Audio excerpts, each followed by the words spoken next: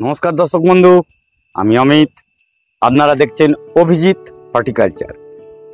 অভিজিৎ হর্টিকালচারে আমরা আজকে একটু অন্যরকমভাবে এই চন্দ্রমল্লিকা যে আমরা করি, সেটা হতে পারে পমপম অথবা জায়ান্ট, আমরা যেটা যেভাবে করতে থাকি বা করি, আমরা সবাই জেনারেলি মাটির তৈরি বা তার কাটিং কিভাবে হবে, তাকে সেটে রাখতে হবে, বর্ষায় গাছ মরে যেতে পারে, এই সব নিয়ে চিন্তাভাবনা করে আমরা করতে থাকি।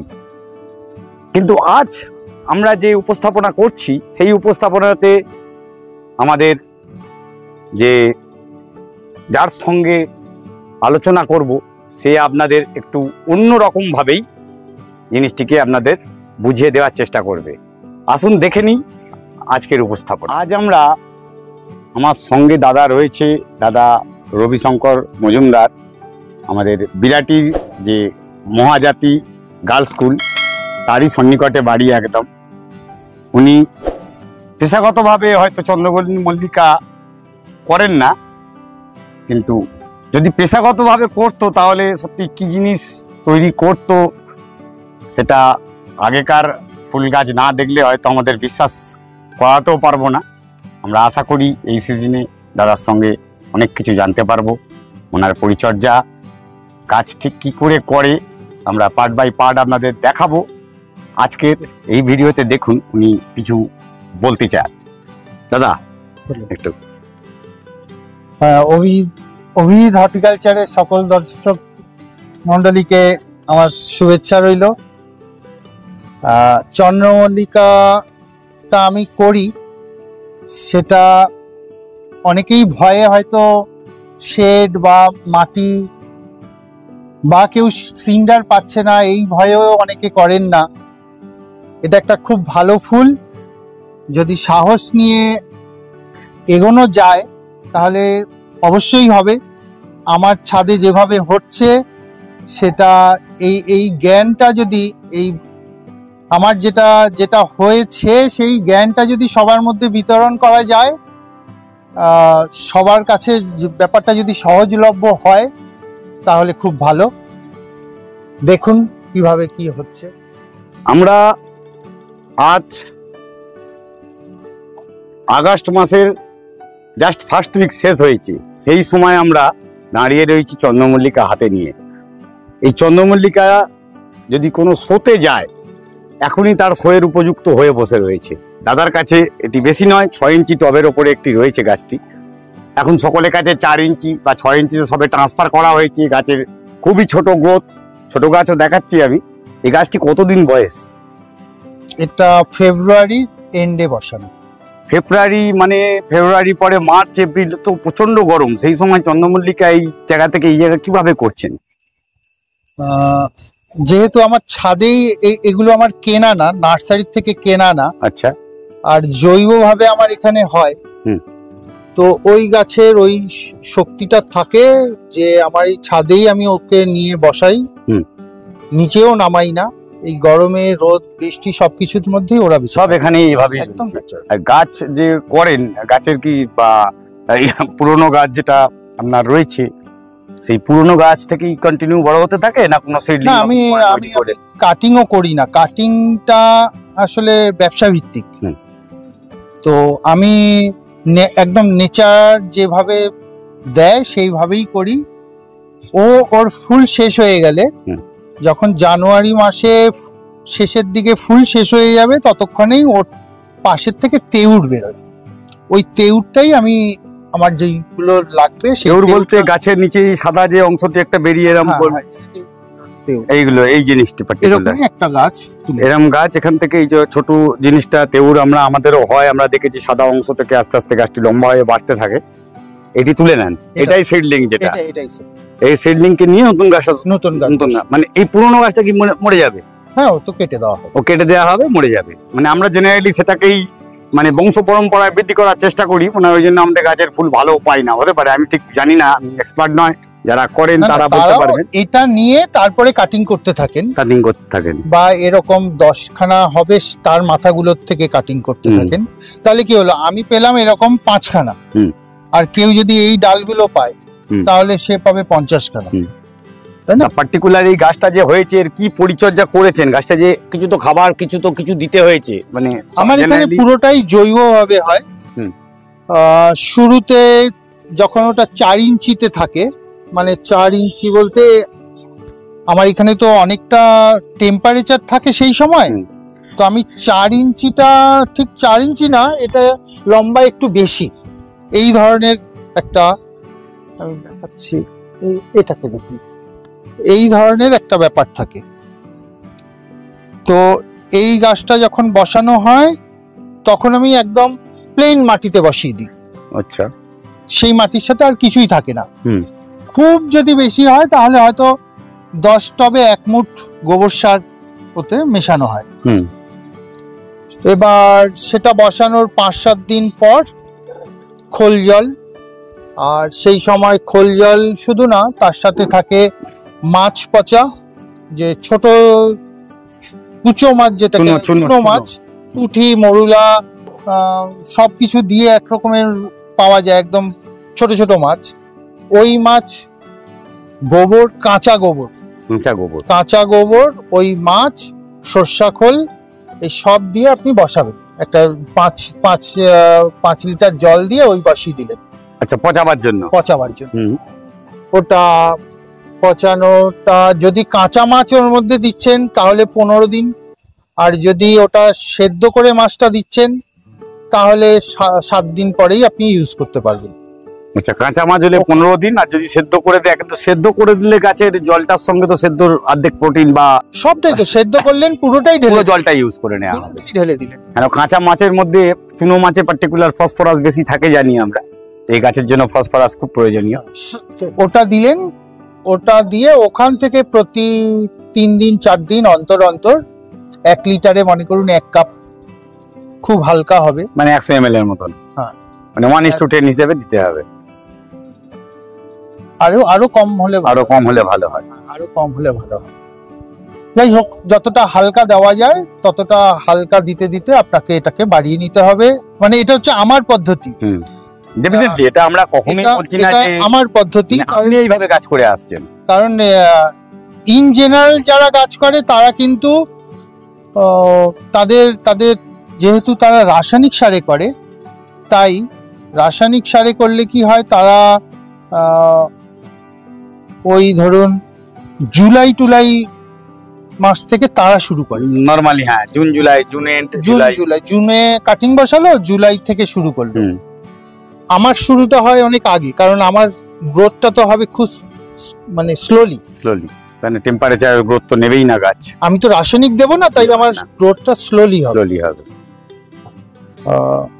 এটা তখন ওইভাবে চলতে থাকবে, পিঞ্চিং চলতে থাকবে, আর 1.5 থেকে 2 মাস অন্তর অন্তর টপ চেঞ্জ হবে। 1.5 মাস থেকে 2 মাসে গিয়ে টপ চেঞ্জ। তাহলে এখন যে এই টপগুলো রয়েছে আপনার, এই যে ছোট 4 ইঞ্চি বা একটু বড় 5 ইঞ্চি হতে পারে, এটা কত দিনের গাছ? এটা তো ঠিক ওইভাবে হিসাব নেই, এটা মনে করুন, এটা ধরুন 3 মাস হয়েছে। 3 মাসের মতো, মানে টপ চেঞ্জিং এর টাইম চলে এসেছে। ওটার পরে কি আপনি ওটার পরে বর্ষার জন্য করছি না, এটার পরে আসবে এইটাতে, তারপরে আসবে ওই বড়টা হবে, এটা 6 এর উপরে একটু উঠে যাবে। মানে এগুলো মোটামুটি অলমোস্ট রেডি হয়ে গেছে গাছগুলো। এগুলো রেডি হয়েছে, মানে যেহেতু আমার শেড নেই, সেই জন্য সব ভ্যারাইটি জলটা সমানভাবে পছন্দ করে না। এবার আমি ফাঙ্গিসাইড দিচ্ছি না, পেস্টিসাইড দিচ্ছি না। আপনার এখানে পেস্টিসাইড ফাঙ্গিসাইড বলে কিছু নেই? না, নেই। উইদাউট এটা একদম নো কেমিক্যাল। তাহলে এখানে পেস্টিসাইড এটা কন্ট্রোল করতে গেলে আপনি কিভাবে করছেন? পেস্টিসাইডটা যেহেতু আমার এই বাগানটার বয়স প্রায় 30-এর উপর, 30 বছর। আচ্ছা, এখানে আর এইখানে বাড়ির সবাই ওঠেও না। আচ্ছা, বাড়ির সকলে ডিস্টার্বটা হয়, ওই যে লোহার সিঁড়ি তো, সবাই উঠতে চায় না সবাই, তো ওই জন্য প্রচুর রকমের পাখি এখানে আসে। সে সকাল মনে করুন সূর্য ওঠার আগে থেকে চলে আসে ওরা, সেটা ওই 5টার আগে মনে করুন পাখি পাওয়া যায়। তো ওরা আমি যে কটা পোকাকে মারতে পারলাম না, বাকিটা ওরা ঝেড়ে বেছে খেয়ে পরিষ্কার করে দেয়। আচ্ছা, সেখানে পেস্টিসাইডের কোনো ব্যাপারই নেই? পেস্টিসাইডের ব্যাপার নেই। পেস্টিসাইড একমাত্র লাগে আমার এখানে, আমার নিজের বাড়িতেই আছে 7টা নারকেল গাছ। তো সাদা মাছির একটা ব্যাপার হয়, সেটা হলো সিজনে যখন সবাই নার্সারি থেকে গাছ কিনে আনে, ওর সাথে সাদা মাছি আসে। আর সাদা মাছির খুব ভালো জায়গা হচ্ছে নারকেল গাছ। আচ্ছা, মানে ওর সার্কেলে, ওর যে পিরিয়ড সার্কেল গুলো হয় সেখানে নারকেল গাছটা হচ্ছে ওর একটা মাধ্যম। পাতার তলায় বসে থাকে, যেখানে নারকেল গাছ থাকে সেখানে সাদা মাছি থাকে। তো সেটাও আমার এখানে হয় না দেখেছি, যে মাঝে মধ্যে যদি হয় তাহলে ওই একটাই পোকা আসে সাদা মাছি, সেটাও এখন আসবে না, কারণ এখনো তো লোকে সিজনের গাছ লাগায়নি। আশেপাশের বাগানে যখন সিজনের গাছ লাগাবে, ওদের গাছে যখন সাদা মাছি আসবে তখন কিছুটা সাদা মাছি আমার এখানে আসে। আর পাতা কুঁকড়ানো যে একটা প্রবলেম তো এর থাকেই, পাতা কুঁকড়ে যায়, তাহলে ওর জন্য কি রেমেডি থাকবে? ওগুলো তো পোকা থাকলে তাহলে হয়, আমার এখানে তো পোকাই আসে না। আপনার এখানে লাগেই না? না, যদি বাই চান্স কারুর লাগে, আমাদের ওখানে লাগতেই পারে, কি রেমেডি তাহলে তো তাকে কেমিক্যালেই যেতেই হবে কেমিক্যাল। তখন তাহলে আপনারা যেটা করেন সেটাই করবেন, কেন উনি করেন না পার্টিকুলার, ওনার কোনো কেমিক্যাল বেস কিছু নেই। আসুন তাহলে বাকি অন্যান্য কি পরিচর্যা আর গাছে কিভাবে খাবারটা দেব, বা গাছটা কতদিন অন্তর, এই যে বড় গাছ, বেশ বড়ই গাছ আমি দেখতে পাচ্ছি, এই বড় গাছগুলো এখন আপনি বলছেন তো এগুলো মোটামুটি না এস টোটাল ম্যাচিওর। আমার মনে হয় এই গাছগুলোকে দেখলেই বোঝা যাচ্ছে পুরো ম্যাচিওর লেভেলে চলেই এসেছে। তো এই গাছ এখন এটা আমি চন্দ্রমল্লিকার একটা ব্যাপার হচ্ছে, যত ওকে বড় জায়গা দেবেন ও তত বড় হয়ে যাবে। ও খুব ভালো খেতে পারে, যত বেশি খাবে তত বেশি বাড়বে। তা এখানে হয় কি, যেহেতু আমার এখানে শেড থাকে না, ফাঙ্গিসাইড দেব না, পেস্টিসাইড দেব না, আমি সবসময় মানে আমার কোটে বল রেখে চলি। এই গাছটার একটা গাছ আমি বড় টবে ট্রান্সফার করে দিয়েছি, যে বড় টব মানে বেশি জল, তো তার চেহারা কি নিয়ে নিয়েছে দেখুন। বড় টবে দিলে মানে ওটা আমি টেস্ট করলাম যে ওটা বড় টবে দিলে মানে এই বর্ষার মধ্যে ও সাস্টেন করতে পারে কিনা, এই বর্ষার ভেতরেও যে অতখানি মাটিতে ও রেখে থেকে যেতে পারে কিনা, তা ওখানেও সাকসেস। মানে বড় বলতে খুবই বড়। আমার এখানে টোটাল আছে 100+ ভ্যারাইটি আছে। 100+ ভ্যারাইটি আছে। এই দেখুন, এত গাছের মধ্যে কিছু হয়নি, একটি গাছে এখানে একটু ফাঙ্গাস আসছে। তো এই একটার জন্য আমি 1000টাকে কেন নষ্ট করব? একটার জন্য 100 টাকা গাছে তো দরকার নেই। ওকে আলাদাভাবে নিয়ে গিয়ে ওর পাতাগুলো ফেলে দেবো। ওকে এবার এটা আমি চিহ্নিত করতে হবে যে এই গাছটা জল পছন্দ করে না।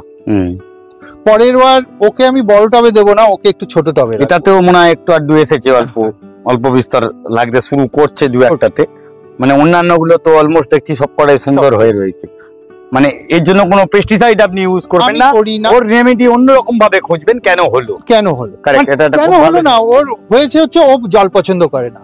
এতগুলো ভ্যারাইটির মধ্যে ওরকম 2-3টে আছে যারা জল পছন্দ করছে না, তাদেরকে আমি সেই আরো ছোট জায়গায় রাখতে হবে, আর কিছুই না। কেন আমি সেট দেবো না। আজকের দিনে আমাদের মাটি তো নষ্ট হয় জেনারেলি কেমিক্যালের জন্যই, মাটির ভার্জিনিটি নষ্ট হচ্ছে। আমরা যত বেশি এই ফাঙ্গিসাইড গুলো কেমিক্যাল ইউজ করছি, পেস্টিসাইডের কেমিক্যাল বা আমি গত 6 বছর ধরে মাটি পাল্টাই না। 6 বছর হয়ে গেছে মাটি? 6 বছরে আমি মাটি পাল্টাই। এই মাটি নিয়ে তো একটু আলোচনা আপনার সঙ্গে আলাদাভাবে করবোই আমি। আর দেখি আর একটা জিনিস আমার চোখে পড়লো খুব শিগগির, এখানে আপনার ভ্যারাইটি বললেন 100-র ওপরে, এখানে কি সবই পমপম? সব পমপম, আমি পমপমটাই করি। পুরোটাই পমপম? পুরোটাই পমপম। এখানে পমপমেরই সব, মানে যা দেখছেন সব পমপমই আছে। পমপম ভ্যারাইটি এটা সব মিলিয়ে, এটা ওটা সব। মানে ফুল মোটামুটি এই গাছের যা দেখতে পাচ্ছি, আপনার এক্সপেক্টেড টাইম কি? কি টাইমে ফুল আসতে পারে এগুলো? টাইম ওরও যখন আসবে এরও তখন তাও আসবে। অলমোস্ট একটা টাইম তো আছে, কোন টাইমে আসতে পারে? জানুয়ারি ফার্স্ট উইকে। মানে জানুয়ারি অবধি নিয়ে যাবেন একে মোটামুটি, তার আগে হ্যাঁ, আসতে দেবেন না? আমি নেচারকে বিশ্বাস করি, নেচারে ও অটোমেটিক ওই সময়ই আসবে, ওই সময়ই আসবে। মানে কোনো রকম এখানে লাইট থেরাপি বা অন্য কিছু নেই, কিচ্ছু করবো না। মানে শুধু যারা কম্পিটিশনে যায়, তাদের বিভিন্ন শোতে যাওয়ার জন্য তারা ওটা করে। আমার তো শোয়ে যাওয়ার ব্যাপার নেই, নিজেরই আনন্দ, নিজের আনন্দে করি তো। এবং দেখবেন ওগুলো মোটামুটি একই সময় হয়েও যাবে, একই সময় হয়ে যাবে, জানুয়ারি অবধি কাছাকাছিতেই যদি গাছটি যেতে পারে তাহলে বুঝতেই পারছেন সে ফুল আপনাদের দেখাবো। আর ভিডিওটা আশা করি আপনারা দেখেছেন, ওনার পরিচর্যা সম্বন্ধে বুঝতেও পেরেছেন। যদি ভালো লেগে থাকে লাইক করুন, আর যদি মনে হয় না চ্যানেলটি সাবস্ক্রাইব করা যেতে পারে তাহলে অবশ্যই সাবস্ক্রাইব করে রাখুন। তার কারণ হচ্ছে পরবর্তীকালে এর উপরে কিন্তু আরও নতুন ভিডিও আসছে। এ বলে আজকে ভিডিও শেষ করলাম। নমস্কার, দেখতে থাকুন অভিজিৎ হর্টিকালচার।